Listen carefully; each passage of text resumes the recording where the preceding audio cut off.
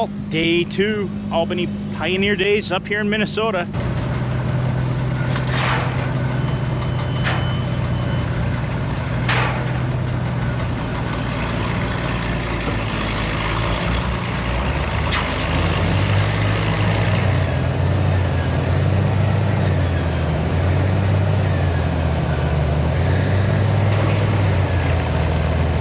I got a little excited when I saw this 966C.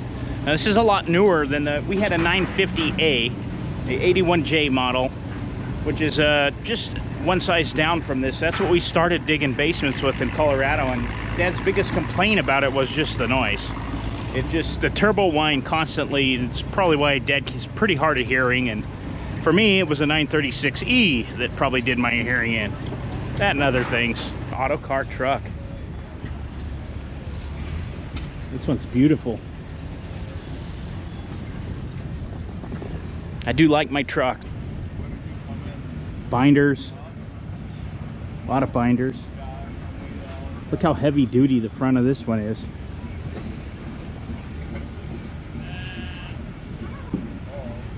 I think that sheep disagrees, but I think it's heavy. Surprisingly, these gigantic prairie tractors are just something we don't see in our neck of the woods in Colorado.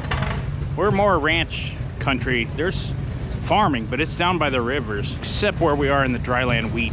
I should have got it on camera, but Jolene said that I could get one of these tractors someday. So now the stumbling block's gonna just be money. It's always money. Polka music. There's a German band playing in there. We're just wandering today. Yesterday I was hanging out with friends, and we're now what's Main Street, I'm guessing. A blacksmith shop. It's like every old west town. A popcorn shop. I think this is the saloon. We should probably go in the saloon, I guess, if I was thinking ahead. Okay, so no dance girls, no beer, quilts, tractor manuals, and coffins.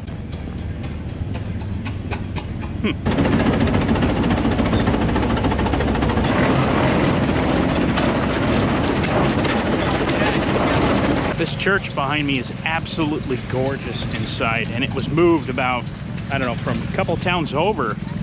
Years ago they wanted to save it when the bishop closed it. I think he said it was built in 1912, but 04. But they moved it piece by piece for $35,000 when they moved it. It's gorgeous in there. If you ever get here, you have to visit this church. This is Pioneer Acres, and this is perfectly my speed. I just love these places that feel like I'm transporting back in time. We've been looking for something a little like this at home. Jolene would like to, I don't know, we'd like to have kind of a mill, a grain mill or corn mill.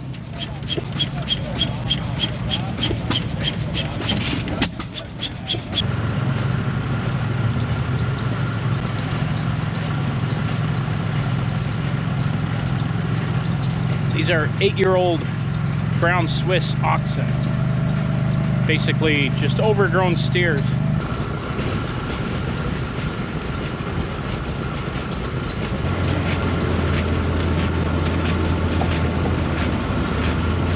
Those oxen are about as tall as I am. That's the way most families did things when they went across the frontier. Our family were mule skinners. We're gonna go check out the sawmill. Again, this is sensory overload here, so I am bouncing around like a pinball.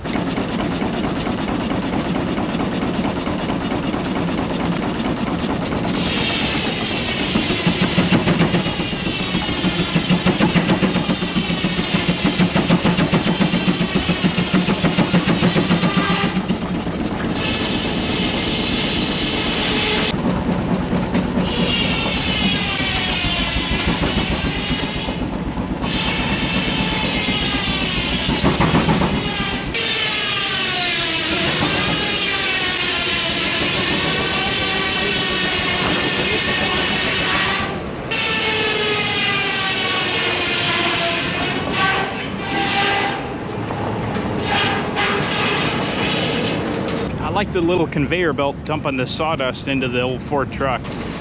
It was amazing to see all the prairie tractors that made it to this show, and they are gigantic. There are some smaller ones. There's just a handful of these in Colorado, and most of them are the smaller ones. The bigger ones are logistically hard to move. They're oversized loads, they're overheight loads. So the fact that so many of these were brought to this show is a testament to everyone's dedication in preserving these tractors. I got to thinking, why is there not any prairie tractors in Colorado? I mean, there's some, a handful, but why weren't they more prevalent in Colorado? I mean, this is my speculation.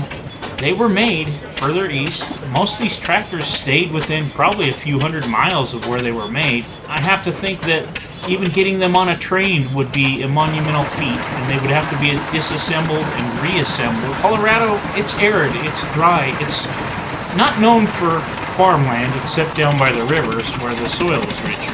Now, we are in the middle of dryland wheat country here, so I'm sure some did make it this way. I'm guessing most that's made it to their destination were simply driven farther to the west.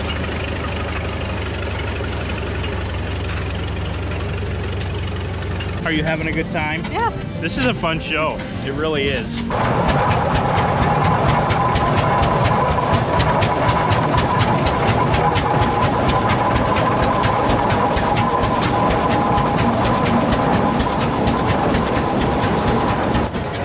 I will definitely admit that I don't know much about these, but I love what I'm learning about them, and they were really only around for a snapshot in history of about 2 decades at most, and then technology improved. Tractors actually got smaller before they got bigger again. They served their purpose. They broke out a lot of ground.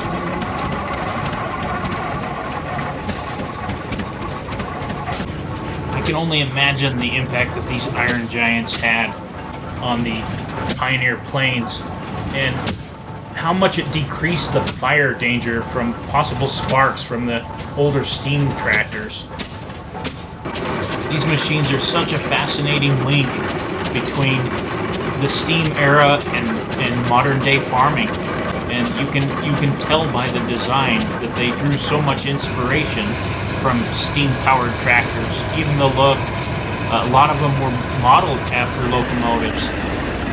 These tractors were such a giant leap in design and experimentation, and a lot of it just born of military conflict of the First World War. My exposure and experience with these tractors is so limited, but the more I'm around them, the more I see them, the more I've come to appreciate the design evolutions, the engineering, and simply how much these tractors change the human experience.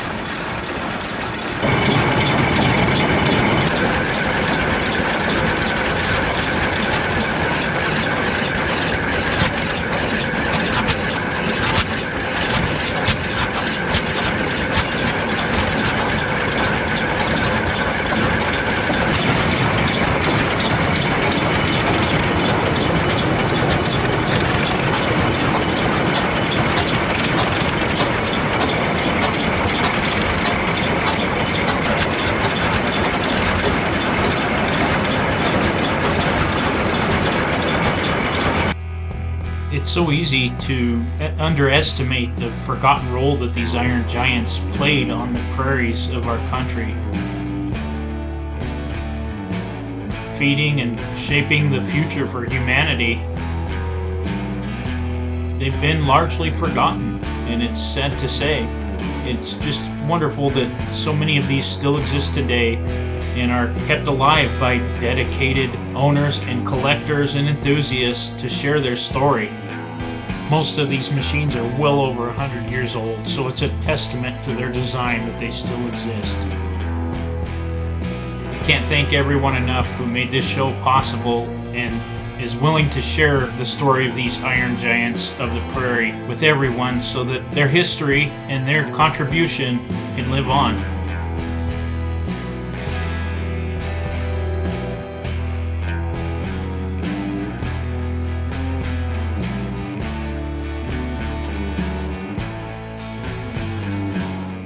Not sure what this one is, but look at this huge ring gear and pinion drive that drives these gigantic steel back wheels.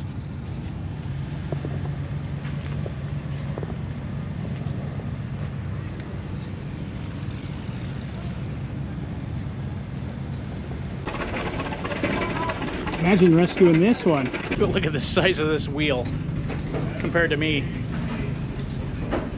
It's gigantic. Well, we're about to head out here, and I actually bumped into somebody.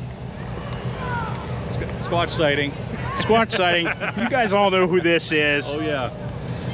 So ran into Aaron out here, one of the last guys I expected to see. It was a good, you texted me this morning and says, hey, I'm at the show, where are you at? I had to look at it 3 times, be like, is that him? Yeah, that was me. And he waved at me from a steam tractor, and my wife had to come up and tug on my shirt and say, hey, he was waving at you. You know that guy, right? I'm blind. I'm blind. Well, anytime there's, you know, engine sounds and smoke and gears and everything, you're not looking at people, right? No, I'm not ever looking at people. Iron's a magnet. That's right.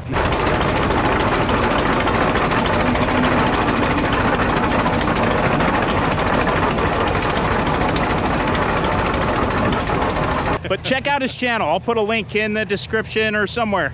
And I'm a big fan. I'm every time you guys get something else out, I think I'm even a member over there. Yes. It's you know, excellent channel of support.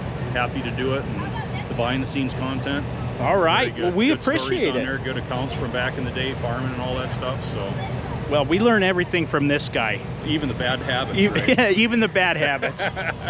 Like getting into caterpillars in the first place. Oh, you're hooked now. I'm hooked. There's no cure. No, we're stuck. So.